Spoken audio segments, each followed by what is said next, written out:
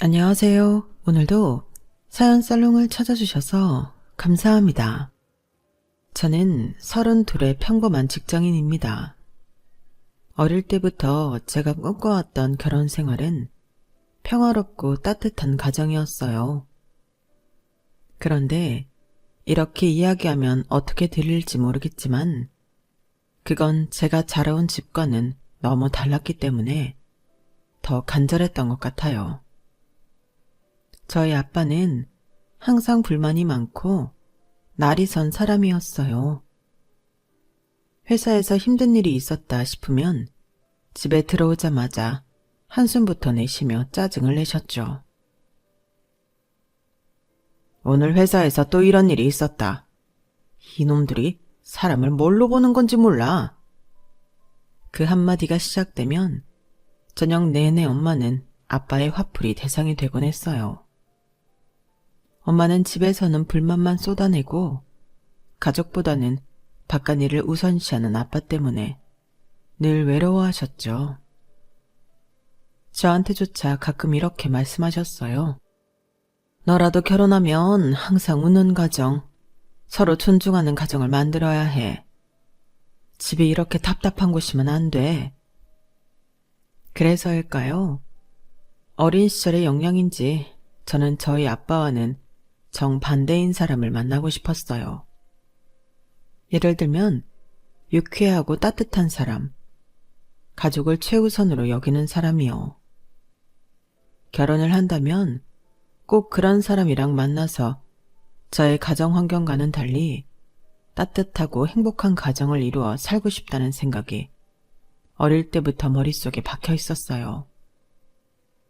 그런 제가 지금의 남편을 만난 건 친구의 소개로 우연히 이루어진 자리였어요.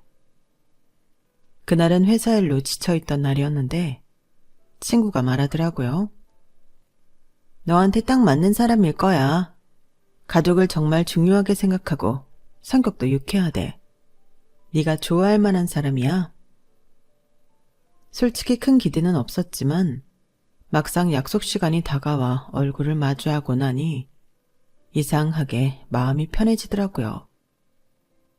그날 남편은 약속에 조금 늦었는데 헐레벌떡 뛰어오더니 환하게 웃으며 이렇게 말했어요. 제가 좀 늦었죠? 대신 따뜻한 커피라도 드릴게요. 뛰다가 손이 얼어서 온기를 좀 나눠드리려고요. 초면임에도 너무 자연스러운 태도에 저도 모르게 피식 웃고 말았어요. 그리고 대화를 나누면서 알게 됐어요. 정말 긍정적이고 여유로운 사람이라는 걸요. 대화를 진지하게 들어주다가도 적절한 농담 한마디로 대화를 부드럽게 만드는 게 참 매력적이었죠. 연애를 시작하고 나서도 남편의 유쾌함과 따뜻함은 계속해서 제 마음을 사로잡았어요. 한 번은 제가 회사에서 너무 힘들다고 투덜댄 적이 있었거든요. 진짜 오늘 사직서 던지고 싶었어. 너무 스트레스야. 그랬더니 남편이 웃으며 이렇게 말했죠. 던지긴 왜 던져? 그러다 사장님 맞으면 큰일 나잖아. 슬쩍 책상 위에 놓고 와. 그러면 안전하게 퇴사할 수 있어. 그 말에 한참을 웃었어요. 진짜 고민도 잠깐 잊을 만큼요. 남편은 늘 그렇게 저를 웃게 만들었어요. 남편은 또래 남자들과는 달리 정말 가족도 소중히 여겼어요. 한 번은 명절 전에 데이트 약속을 했는데 갑자기 전화가 와서 이렇게 말하더라고요. 이번 주말엔 사촌 누나네 집에 들어야 할 것 같아. 조카들이 나를 너무 기다린다고 하니 미안해서. 솔직히 서운한 마음보다 그런 남자를 만난 게 뿌듯했어요. 가족과 시간을 보내는 걸 당연하게 여기는 모습이 참 멋있어 보였거든요. 그렇게 1년 동안 연애하면서 우리는 단 한 번도 싸운 적이 없었어요. 남편이 워낙 유쾌하고 긍정적이라 다툴 상황도 없었고 항상 제 편이 되어주는 것 같았죠. 제가 이런 남자라면 평생 든든할 거라고 믿은 것도 무리가 아니었어요. 그래서 결혼을 결심했어요. 저를 웃게 해주는 남자, 가족을 사랑하는 남자라면 제가 꿈꿨던 따뜻하고 평화로운 가정을 만들 수 있을 거라고 확신했거든요. 하지만 결혼이라는 건 연애와는 다르다는 걸 저는 너무 늦게 깨달았어요. 결혼 과정에서는 별다른 문제가 없었어요. 그래서 저도 처음에는 새로운 식구가 생겼다는 나름 설레는 마음으로 시댁 식구들을 대했죠. 하지만 그 마음은 얼마 못 가 산산조각 나고 말았어요. 며느라, 우리 영수가 잘 먹어야 힘이 나지 않겠니? 너도 이렇게 차려줘야 해? 처음에는 별 생각 없었기에 감탄만 했어요. 어머님이 워낙 손이 크셔서 한번 상을 차리면 수라상 못지 않았거든요. 와, 어머님, 어쩜 음식을 이렇게 하세요? 정말 대단하세요. 하지만 그때만 해도 어머님의 숨은 의도를 파악하기 전이었죠.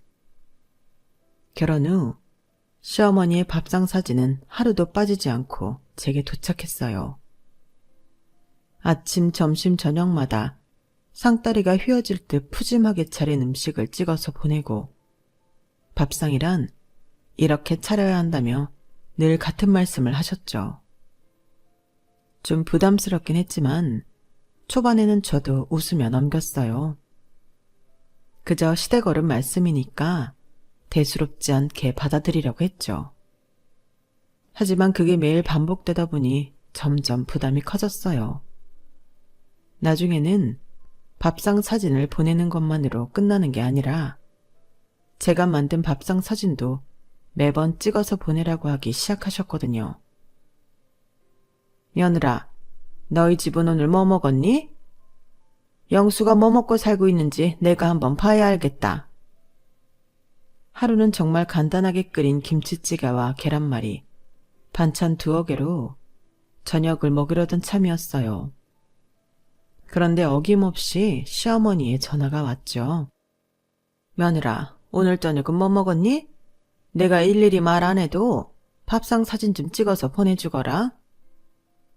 속으로는 짜증이 밀려왔지만 어머님께 오늘은 간단히 먹는다고 했다간 무슨 말을 들을지 뻔했기 때문에 억지로 웃으며 사진을 찍어 보냈어요. 그런데 그 답장이 정말 속을 뒤집더라고요. 못 먹을 정도는 아니네. 근데 남편 밥상은 이거보단 좀 더 신경 써야 하지 않겠니? 이러면 영수가 힘을 못 낼 텐데. 그놈의 밥상에 어찌나 목이 메는지 정말 기가 차서 눈물도 안 나오더라고요. 제가 최선을 다해 차린 밥상이 부족하다는 평가를 받은 게 하루 이틀도 아니고 매일 반복되니 점점 지쳐갔거든요. 그리고 며칠 뒤 일이 터졌어요. 그날은 정말 둘 다 너무 피곤한 날이었어요. 저는 회사에서 늦게까지 야근을 했고 남편도 피곤해서 제대로 앉아있기도 힘들 정도였죠. 밥을 차릴 기운도 없어서 둘 다 합의하에 라면을 끓여 먹기로 했어요. 오늘은 그냥 라면 먹고 쉬자. 둘 다 너무 피곤하잖아. 남편도 흔쾌히 동의했고 저는 간단하게 라면을 끓이고 있던 참이었어요. 그런데 그때 어김없이 시어머니의 전화가 걸려왔죠. 며느라, 오늘은 뭐 먹었니? 밥상 사진 좀 찍어서 보내봐. 저는 순간 망설였어요. 차려놓은 건 고작 라면인데 이걸 보내면 또 무슨 말을 들을지 뻔했거든요. 그래서 최대한 부드럽게 말씀드렸죠. 어머님, 오늘은 저희가 좀 피곤해서 간단하게 먹으려고요. 그런데 그 말을 듣자마자 어머님의 목소리가 높아지셨어요. 간단히? 간단히 뭐 먹었는데? 그래서 사진은 왜 안 보내? 사진을 보내봐야 뭘 먹는지 알지? 순간 핸드폰을 들고 사진을 찍어야 하나 고민했어요. 보내지 않고 넘기고 싶었지만 어머님의 잔소리가 멈출 기미가 보이지 않았어요. 며느라, 내가 네가 차린 밥을 보라고 이렇게 말하는데도 사진 하나 보내는 게 어려워? 영수 힘들게 일하고 들어왔는데 밥은 제대로 차려줬는지 내가 봐야 마음이 놓이지. 더 이상 실랑이를 벌이고 싶지 않은 마음에 결국 저는 라면을 찍어 보냈습니다. 하지만 일이 거기서 끝날 리가 없었죠. 사진을 확인한 어머님은 바로 다시 전화를 걸어오셨어요. 목소리에는 노골적인 실망감이 가득했어요. 세상에, 라면? 이게 말이 돼? 남편 밥을 라면으로 해결한다고? 내가 너처럼 살림했으면 영수가 여기까지 못 왔어. 내가 새댁 때는 아무리 피곤해도 된장찌개 하나쯤은 끓였단다. 이러고 네가 우리 영수를 잘 챙긴다고 할 수 있어? 저는 어머님의 잔소리를 듣고 있자니 눈물이 날 것 같았어요.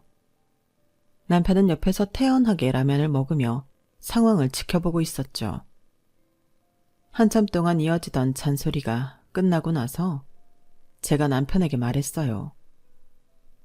당신 어머니가 이렇게 말씀하시는데 당신은 가만히 보고만 있어? 내가 이런 스트레스를 혼자 다 받아야 해? 그런데 남편은 웃으면서 대답했어요. 아, 우리 엄마 원래 그래. 그냥 한 귀로 듣고 흘려.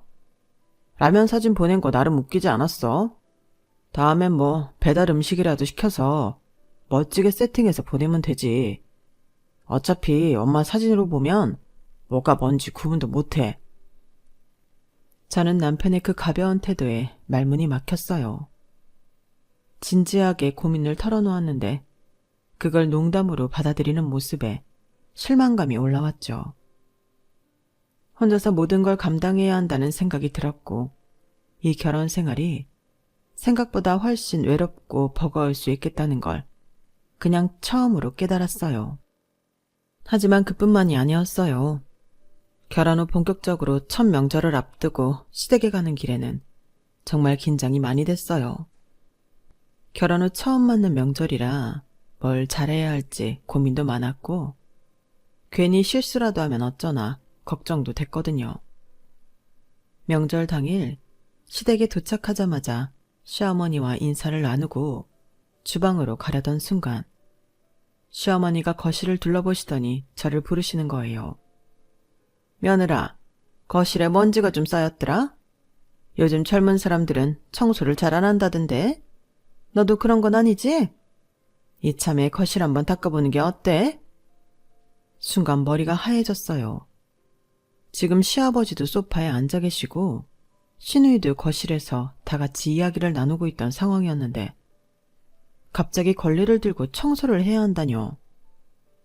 이런 경우가 처음이라 너무 당황해서 최대한 부드럽게 말씀드렸죠. 어머님, 지금 가족들 다 모여서 이야기 중이었는데 갑자기 제가 청소를 하면 분위기가 좀 그렇지 않을까요? 이따가 끝나고 제가 정리할게요. 그 말을 들은 순간 시아버지가 말을 보태셨어요. 아이고, 뭐 그런 걸 부끄러워하냐. 집안일이란 건 하면 할수록 늘고 또 이런 때 잘 보여야 며느리 점수 따는 거지. 제가 어찌할 바를 몰라 쩔쩔매고 있는데 이번엔 시누이가 한마디를 더 했어요. 새언니, 명절에 뭐든 다 하는 거예요. 어머님이 부탁하시면 해드리는 게 좋죠. 오빠도 어릴 땐 집안일 많이 했잖아요. 새언니가 깔끔한 거 보여주면 우리 엄마가 얼마나 좋아하시겠어요? 그때 저는 남편을 쳐다봤어요. 그래도 남편이라면 제 편을 들어줄 거라고 기대했거든요. 그런데 이 사람이 눈치도 없이 한술 더 뜨면서 분위기를 띄우기 시작하는 거예요.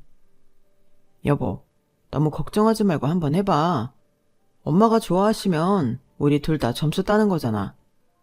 여러분, 오늘 거실이 반짝반짝해질 겁니다. 우리 여보의 놀라운 실력을 기대하세요. 그 말에 거실 분위기는 웃음으로 가득 찼는데 저만 혼자 얼굴이 화끈거렸어요. 결국 울며 겨자 먹기로 걸레를 들고 거실 바닥을 닦기 시작했죠. 바닥을 닦고 있는데 남편이 갑자기 휴대폰을 들이대며 장난스럽게 말하더라고요. 자. 우리 여보의 집중력 100%. 이런 자세 어디서 보겠습니까? 우리 와이프 정말 멋지죠? 그 말을 듣는 순간 정말 속에서 울컥했어요. 그런데 거기에 시아버지랑 시누이까지 맞장구를 치는 거예요. 아유, 정말 자세가 딱인데. 며느라, 조금 더 닦으면 좋겠네. 새언니한테 오늘 우리 집 청소 다 맡겨야겠네. 오빠 결혼 잘했어, 진짜. 청소를 다 끝내고 나서 겨우 물 한 잔을 마시며 앉아있는데 속이 부글부글 끓더라고요. 집으로 돌아오는 길에 결국 참지 못하고 말을 꺼냈어요. 여보, 오늘 내가 얼마나 속상했는지 알아? 어머님이 그렇게 말씀하시는데 당신은 왜 장난만 치고 있었어? 그랬더니 남편이 뭐라고 했는지 아세요? 아유, 어머니도 그냥 재미로 하신 거잖아. 여보, 너무 진지하게 받아들이지 마. 우리 엄마 원래 좀 깔끔하잖아. 그리고 솔직히 여보, 오늘 청소하는 모습 되게 귀엽던데? 그 말을 듣는데 더 이상 할 말이 없더라고요. 내가 그렇게 화가 나 있고 창피했는데도 그걸 귀엽게 봤다뇨. 그날 저는 정말 이 사람이 제가 처한 상황을 전혀 이해하지 못하고 있다는 생각이 들었어요. 결혼 후 몇 달이 지나고 저는 시어머니와의 관계에서 오는 피로감이 점점 커져가고 있음을 느꼈어요. 첫 명절의 거실 청소 사건도 잊을만 하면 떠올라 속이 답답했지만 그래도 남편이 여보, 어머니가 원래 조금 그러신 거 이제 다 알잖아. 너무 신경 쓰지 마. 라고 할 때마다 애써 마음을 다잡았죠. 그런데 정말 참기 힘든 일이 벌어졌어요. 어느 날 아침 시어머니에게서 전화가 걸려왔어요. 어머니의 밝은 목소리에 기분 좋게 전화를 받았는데 시작부터 이러시는 거예요. 며느라, 요즘 너희는 애 계획 언제쯤 하니? 갑작스러운 질문에 순간 말문이 막혔어요. 애 얘기는 남편이랑도 천천히 논의하고 싶었던 부분이었는데 시어머니가 갑자기 이걸 물으시니 좀 놀랐지만 조심스럽게 대답했어요. 어머님, 저희도 지금 계획 중인데 아직 구체적으로는. 하지만 제 말을 끝까지 들으시지도 않고 시어머니는 곧바로 말을 이어가셨어요. 며느라, 애는 너무 늦으면 안 돼. 특히 아들이 꼭 먼저 나와야 해. 우리 집 대가 끊기면 안 되잖아. 그 말에 저는 속이 턱 막히는 기분이었어요. 애를 언제 낳을지도 고민스러운데 갑자기 성별까지 정해놓으시다뇨. 그날은 억지로 웃으며 전화를 끊었지만 그 일이 계속 머릿속을 떠나질 않았어요. 그 이후부터 본격적으로 어머님의 이세에 대한 간섭이 시작됐어요. 며느라, 이제 슬슬 손주 소식 들려줘야 하는 거 아니니? 우리 집은 아들이 첫째로 태어나야 집안 기운이 좋거든. 요즘 젊은 사람들은 책임감이 없어서 큰일이야. 그런데 어느 순간부터 시아버지까지 맞장구를 치며 한마디씩 얹기 시작하시더라고요. 맞아. 우리 집은 대대로 첫째는 아들로 이어왔어. 요즘 그런 건 의학적으로도 가능하다던데 노력 좀 해봐라. 심지어 시누이도 장난스럽게 덧붙였죠. 새언니, 원래 우리 집은 첫째는 무조건 아들이어야 해요. 그러니까 잘해봐요. 순간 모든 시선이 제게 쏠리는 느낌이었어요. 가족들이 농담처럼 웃으며 이야기를 나누는 와중에 저는 혼자 속이 부글부글 끓었죠. 남편이라도 나서줄 거라고 기대했어요. 그런데 그건 제 희망사항일 뿐이었어요. 시댁 분위기나 열심히 맞추더라고요. 여보, 어머니 말씀처럼 첫째는 아들이면 더 좋긴 하지. 아들 낳으면 우리 어머니가 더 좋아하실 텐데. 안 그래요? 그 말을 듣는 순간 보자 하니 정말 참을 수가 없었어요. 당신 지금 무슨 말을 하는 거야? 저도 모르게 목소리가 높아졌고 거실이 갑자기 조용해졌어요. 저는 스트레스에 손까지 떨며 말을 이어갔어요. 애가 언제 태어나든 아들이든 딸이든 우리가 알아서 할 문제잖아. 왜 어머님이랑 가족들 앞에서 이런 얘기를 해?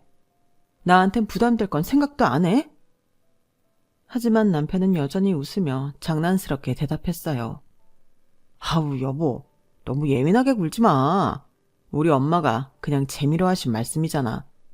다들 농담으로 하는 얘긴데 뭘 그렇게 진지하게 받아들이고 그래.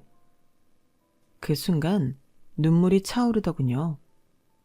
시댁 식구 앞에서 이런 상황을 혼자 다 감당해야 한다는 게 너무나 참기 힘들었죠. 그 자리에서는 끝까지 아무 말도 못하고 참고 있었지만 집으로 돌아오는 길에 결국 터지고 말았어요. 여보, 오늘 정말 해도 해도 너무한 거 아니야? 어머님이 그렇게 말씀하시는 건 그렇다 쳐도 당신은 왜 거기서 같이 맞장구를 쳐? 그런데 남편은 여전히 제 마음을 헤아리지 못했어요. 아니, 어머니가 그냥 한 말이지. 그렇게 심각하게 받아들일 필요 없어. 그리고 막상 우리 애 낳으면 딸이든 아들이든 어머니는 기뻐하실 거 당신도 알잖아. 뭐가 그렇게 문제야. 그 말을 듣는데 정말 이 결혼 생활이 얼마나 외로운지 깨닫는 순간이었어요. 제가 가장 기대고 싶었던 사람에게조차 이해받지 못하고 있다는 기분이 들었거든요. 그날 밤 저는 처음으로 정말 이 관계가 끝까지 갈 수 있을까 하는 고민을 하게 됐어요. 며칠 후 시어머니의 간섭은 점점 더 심해졌어요.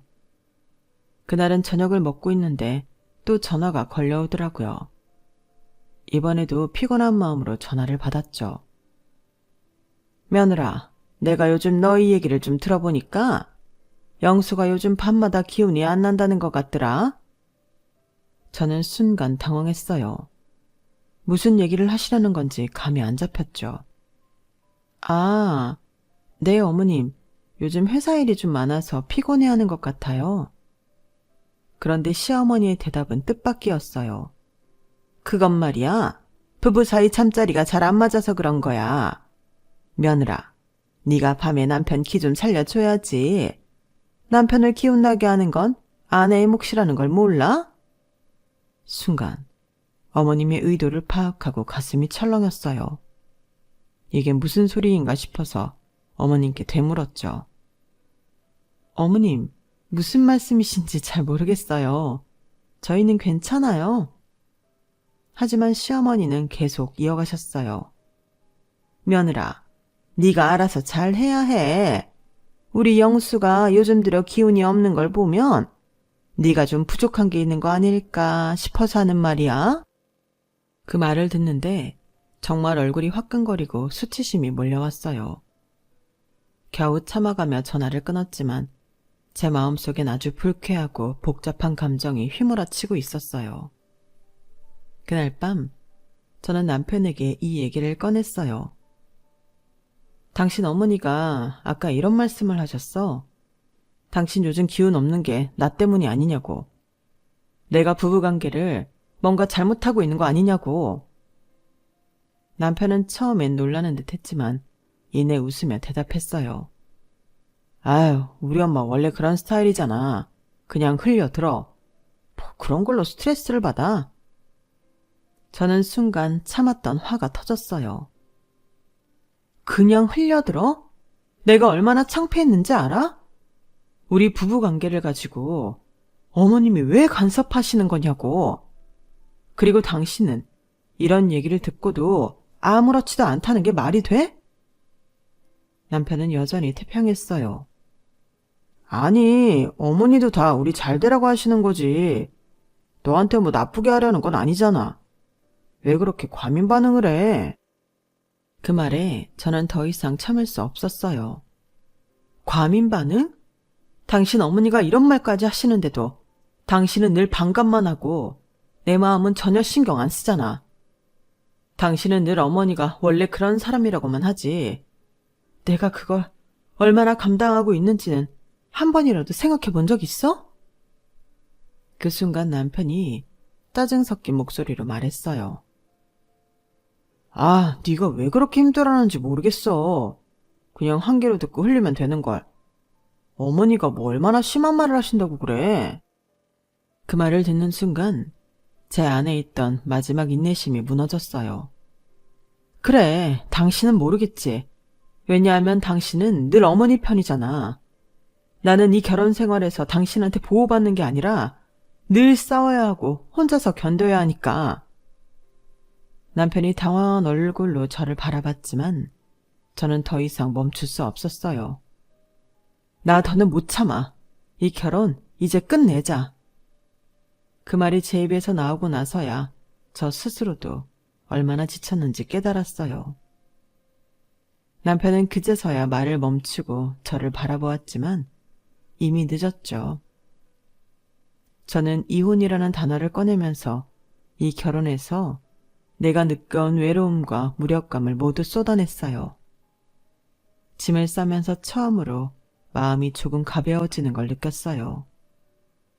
이 결혼 생활은 나 혼자 끌어가고 있었고 이제는 그 짐을 내려놓아도 된다는 걸 깨달았거든요. 짐을 싸고 있는 제 모습을 보며 남편은 한참 방 안에 서성였어요. 뭔가 말을 꺼내려고 애쓰는 게 보였지만 결국 꺼낸 말은 한숨 섞인 한마디였어요. 여보, 정말 이렇게까지 해야 돼? 이혼이라니 너무 심한 거 아니야?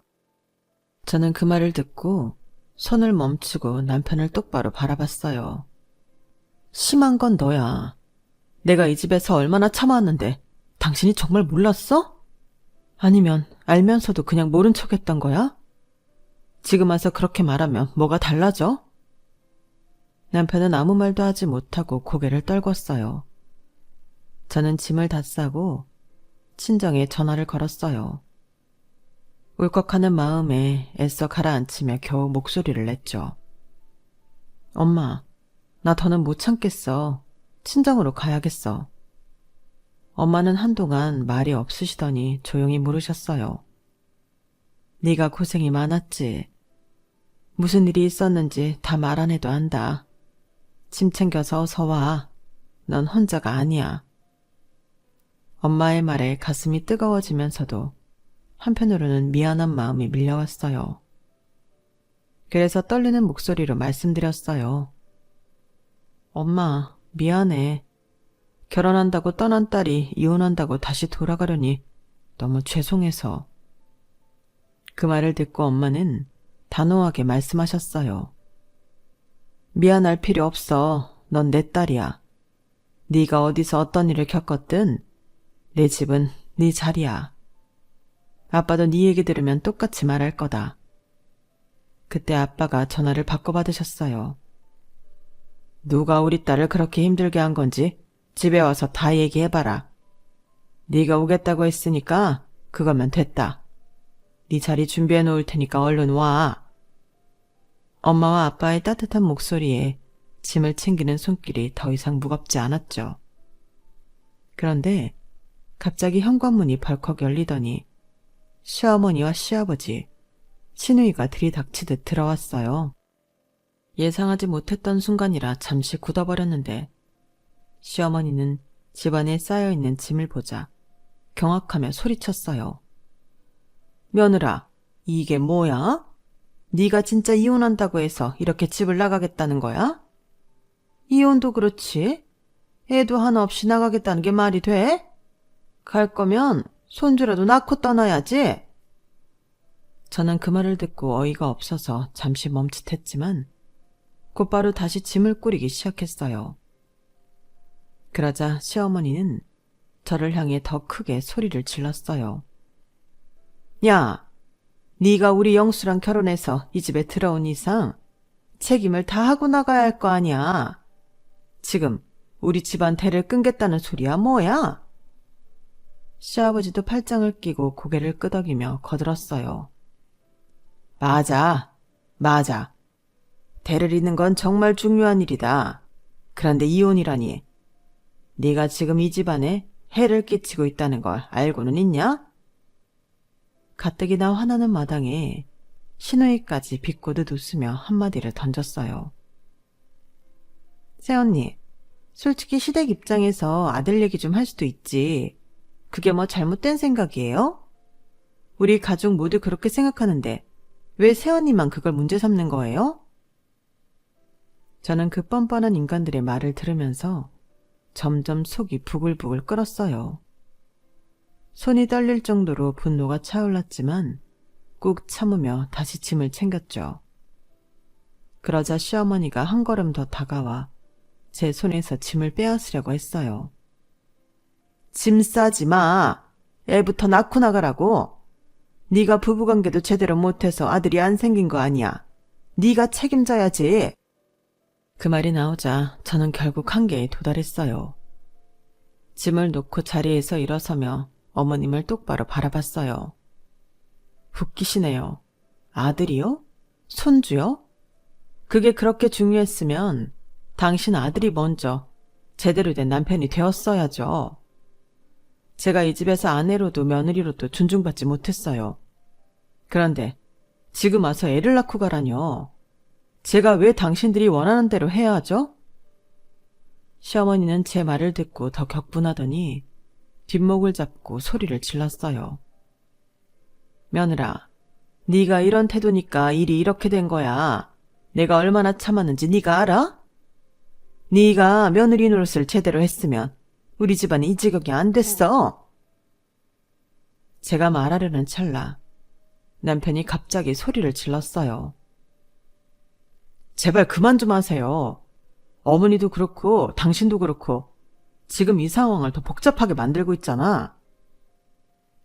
그 말의 순간 거실이 조용해졌지만 저는 그 침묵 속에서도 울컥한 마음을 참을 수 없었어요.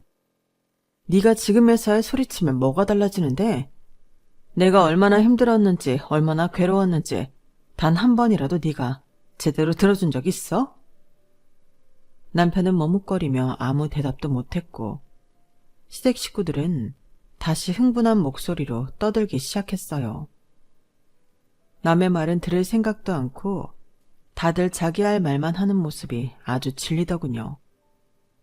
그래서 짐을 움켜쥐고 마지막으로 한마디를 던졌어요. 됐고 전 갑니다. 그렇게 사랑하는 아들 품고 다 같이 잘 사세요. 그렇게 아끼는 아들 그대로 반품해 드릴 테니까요. 그 말을 끝으로 저는 집을 나섰어요. 뒤에서 시어머니가 뒷목을 잡고 쓰러지는 목소리가 들렸지만 더 이상 들리지 않았어요. 차를 타고 친정으로 향하면서 마음이 가벼워졌어요. 이제야 비로소 제 삶의 주인이 된 것 같았거든요. 이혼 후 저는 친정으로 돌아와 오랜만에 마음 편히 숨을 쉬었습니다. 친정에서 지내며 그동안 시댁에서 받은 스트레스와 억압에서 벗어나니 제 안에 있던 에너지가 다시 차오르는 걸 느낄 수 있었어요. 친정 식구들은 저를 따뜻하게 맞아주며 말없이 힘이 되어 주었죠. 엄마는 하루는 제 손을 꼭 잡으며 말씀하셨어요. 잘 버텼다 우리 딸. 이제 네가 하고 싶은 거 하면서 살아.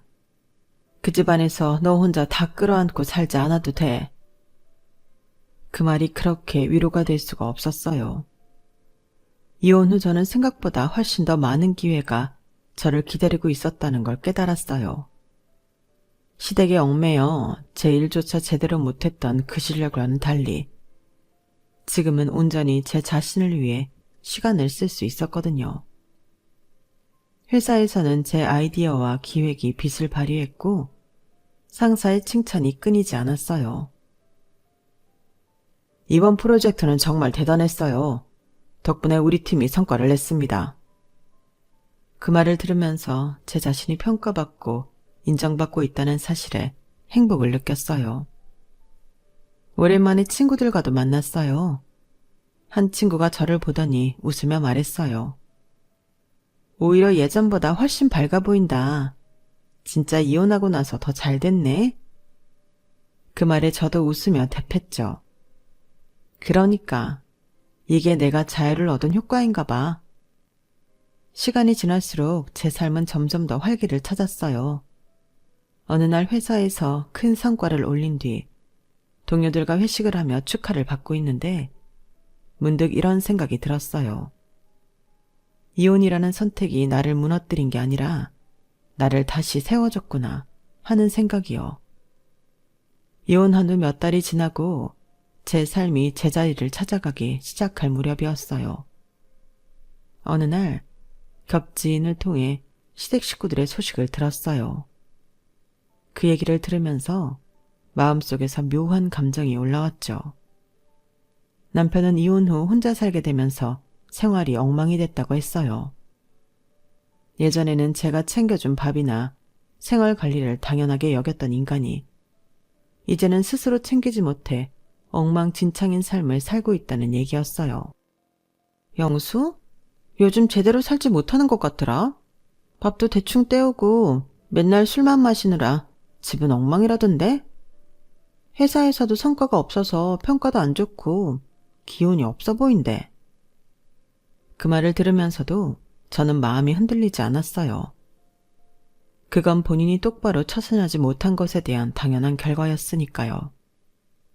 시어머니는 여전히 이혼한 일을 받아들이지 못하고 주변 사람들에게 며느리가 나를 버렸다는 식으로 하소연하고 다닌다고 했어요. 네 시어머니 말이야. 주변에서 다들 듣는 얘기가 너희 이혼한 게 자기 탓 아니라고 우기고 다닌대. 그러면서도 영수 혼자 사는 거 보면 속으로 후회하고 있는 것 같더라. 겹지인들을 통해 시댁 식구들의 얘기를 전해 들으면서 문득 시댁 식구들이 보여줬던 모습과 지금의 상황에 얼마나 대비되는지 실감할 수 있었어요. 예전에는 자신들이 언제나 옳고 제가 문제라는 태도로 저를 몰아붙이던 사람들이었는데 이제는 후회의 나락 속에 빠져 있다는 걸 알게 되니까 묘한 감정이 들더라고요. 예전 같으면 죄책감이 느껴졌겠지만 지금은 그냥 한 가지 확신이 들었어요.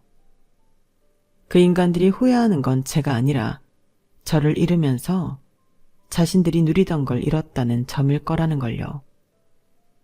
그렇게 생각하니 지금 제가 누리고 있는 이 자유로운 삶이 얼마나 행복한 것인지 다시 한번 상기하게 되더라고요. 이혼이 두려워서 하지 못하고 있었다면 지금처럼 평온하고 행복하게 살고 있지는 못했을 테니까요. 시댁 식구들은 그렇게 제 일상 속에서 점점 잊혀져 갔어요. 그러던 어느 날 동료들과 함께 회사에서 퇴근하는 길이었어요. 회사 건물 밖으로 나서려는 순간 유리문 너머에 서 있는 익숙한 얼굴들을 보고 걸음을 멈출 수밖에 없었어요. 시어머니, 시아버지, 시누이, 그리고 남편까지 시댁 식구들이 단체로 건물 앞에 서 있는 게 아니겠어요? 순간 심장이 덜컥 내려앉았어요.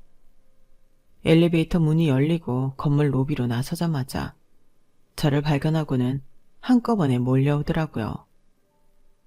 남편은 초췌한 얼굴로 저를 향해 손을 뻗으며 다가왔고 시어머니는 제 앞을 막아서는 듯 팔짱을 끼고 서서 말을 시작했어요.